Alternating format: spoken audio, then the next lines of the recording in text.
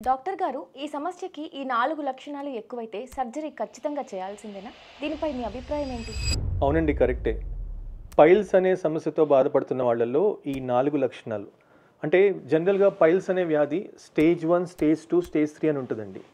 Stage 1లో ఎలా ఉంటదంటే pile mass అనేది మనకు తగలటము, అది ఎక్కువ నొప్పి లేకుండా ఉండటము, బ్లీడింగ్ అనేది అసలు మోషన్‌లో ఉండకపోవటము, అలాగే కాన్‌స్టిపేషన్ ప్రాబ్లమ్ ఎక్కువ ఉండకపోవటం అనేది ఉంటది. ఎవరికైతే ఈ 4 లక్షణాలు ఎక్కువైపోతాయో అది స్టేజ్ 2, స్టేజ్ 3కి వెళ్ళిపోతది.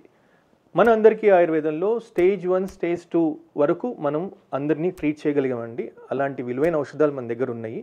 స్టేజ్ 3లో కూడా చేశాం గానీ, అది వాళ్ళ ఆహార నియమాల్ని బట్టి, మనం చెప్పే ఆహార నియమాలు వాళ్ళు ఎంతవరకు పాటిస్తున్నారనే దాన్ని బట్టి ఉంటుందండి. పైల్స్‌తో బాధపడుతున్న వాళ్ళు ఆలుగడ్డ తినకూడదు, వంకాయ తినకూడదు, శనగపిండితో చేసిన పదార్థాలు, పచ్చళ్ళు, ముఖ్యంగా అతి ముఖ్యంగా నాన్ వెజ్ అనేది తినకూడదండి. అండ్ ఇవన్నీ తింటూ ఉంటే మాత్రం స్పైసీ ఫుడ్ తింటూ ఉంటే మాత్రం అది తగ్గదండి. మీకు నెక్స్ట్ డేనే చూపిచ్చేస్తది.